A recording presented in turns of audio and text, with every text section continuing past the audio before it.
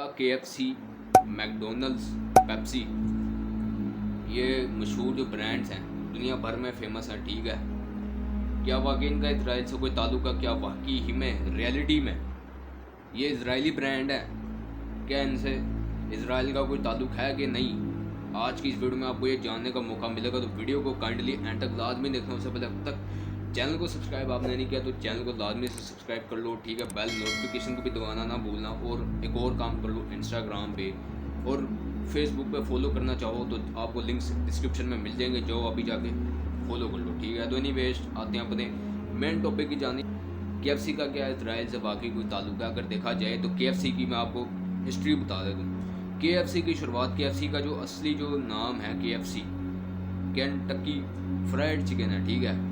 Kentucky fried chicken इसका असली name है, ठीक है। स्टार्ट इसकी कहाँ से हुई थी? 1992 में अमेरिका से शुरू हुई थी इसकी शुरुआत। कोलोनर हार्डलैंड सेंटर्स एक नाम है, ठीक है। इसने शुरुआत की थी।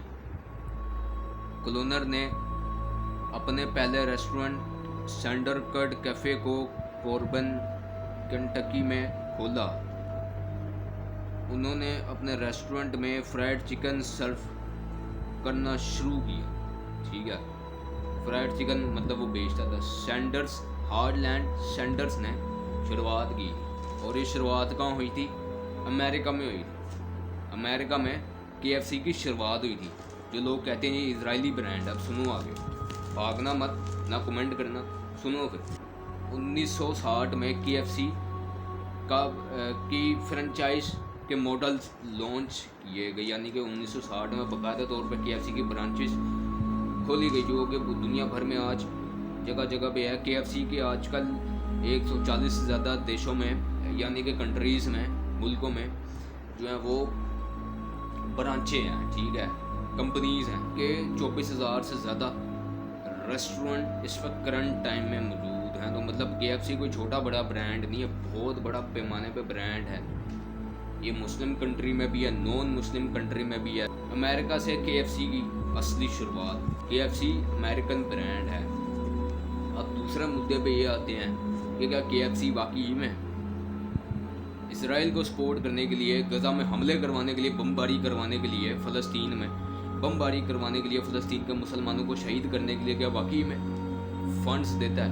ये तोड़ फोड़ करके वॉयलेंस फैला के ये कह रहे हैं जी हमने बहुत बड़े काम कर लिए हैं, KFC तोड़ के अपने मुल्क का नुकसान करके क्या मिलेगा इन लोगों को? गजा आज़ाद हो जाएगा, इसराइल को घंटा फर्क नहीं पड़ेगा, क्योंकि इसराइली ब्रांड ही नहीं है ये। अमेरिका का ये जो KFC का ब्रांड है तो दुनिया भर में है भाई। पाकिस्तान का KFC, वो तो मुसलमान है, अल्हम्दुलिल्लाह हलाल बेचते हैं, हलाल खाते हैं, ठीक है। पाकिस्तान में तो KFC में हराम नहीं बेचा जाता ना सूअर का गोश्त होता है, ना खोते का गोश्त होता है, ना मगरमच्छ का गोश्त, जैसे वो चाइना के KFC में बेचे जाते हैं हराम गोश्त, ठीक है। ये तो हलाल ब्रांचेज है यार। तो आप कैसे कह सकते हो? इतनी मतलब इस कौम में जहालत है। रिसर्च करने में कितनी देर लगती है? गूगल पे आप जाके अभी सर्च कर लो KFC का, मैंने बता दिया। सेम आप गूगल पे जाके या आर्टिफिशियल इंटेलिजेंस है, ChatGPT से तुम लोग पूछ लो कि मैकडोनल्ड्स किसका ब्रांड है, इसराइल का ब्रांड है, इसराइल से क्या ताल्लुक है। अभी AI में जाके सर्च करो, व्हाट्सएप में होता है ना मेटा AI, होगा आपके पास, उससे आप हिंदी में पूछ सकते हो अपनी ज़ुबान में, क्या वाकई ही में KFC जो है इसराइल को फंड्स बेचता है? टैंक में तेल फिल करने के लिए फंड्स देता है, पैसे देता है क्या?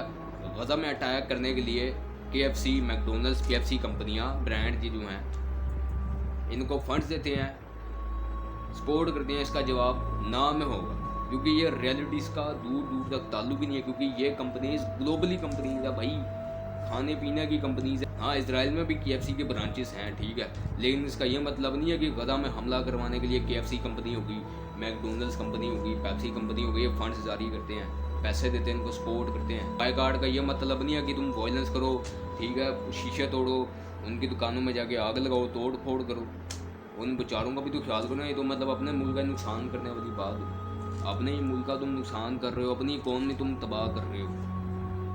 इसको दहशतगर्दी सीधी सीधी बोली जाएगी, इसको जहाद करना नहीं कहते। अगर प्रोटेस्ट करना तो गवर्नमेंट के केस करो, कि गवर्नमेंट को स्ट्रिक्ट एक्शन दे, बजाय कि KFC को तोड़े और कुछ नहीं बिगाड़ सकते। जब तक हकीकत में मायनों में हम असली जंग में नहीं कूदेंगे, तब तक हम इसराइल का कुछ नहीं बिगाड़ सकते। असली जंग ही हकीकी जंग में कूदना पड़ेगा, हमें असली जंग करनी पड़ेगी, तभी हम इसराइल को रोक सकते हैं। ये बहुत गलत चीज़ है, ये टोटली मैं कहूँगा जहालत है, टोटली रॉन्ग चीज़ है। अगर आपने बायकाट ही करना है ना, ये बायकाट करना चाहिए तो यार पूरा मन तरीके से करो। ऑलरेडी कंपनीज बंद हो जाएगी, ठीक है, ऑलरेडी कंपनीज बंद हो जाएगी, बजाय कि आप KFC में जाके आग लगा रहे हो, उनके शीशे तोड़ रहे हो, उनको नुकसान पहुँचा रहे हो, ठीक है। ऑलरेडी यार ये कंपनी बंद हो जाएगी, और अमन तरीके से एहतजाज करो ताकि दूसरे का भी नुकसान ना हो। अपने मुसलमान भाइयों को जो मुल्क के जो है ना वो तकलीफ दे रहे हो। इंटरनेशनल मीडिया पे हमारी क्या इमेज आएगी, सोचा कभी? सोचा होता तो आज हालात होते, जाहिलों को समझाया कौन?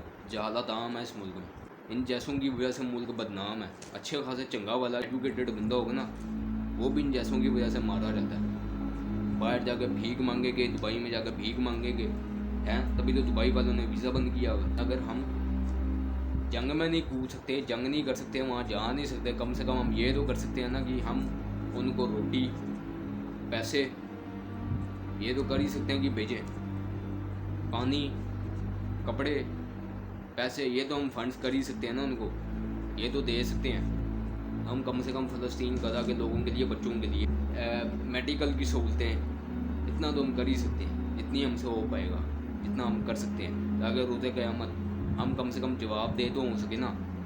जवाब सबको देना है, और जो चीज़ असल में इस आवाम को करनी चाहिए वो चीज़ करती नहीं है कि गज़ा के लोगों के लिए मदद करना, ठीक है, पैसे भेजना, इमदाद करना उनको, उनके बच्चों के लिए दूध का इंतज़ाम करना, खाने पीने का, कपड़ों का इंतज़ाम करना, रहने का इंतज़ाम करना, और चैनल को सब्सक्राइब कर देना, बेल बटन को दबाना। मिलता हूँ अगली वीडियो में, बाय।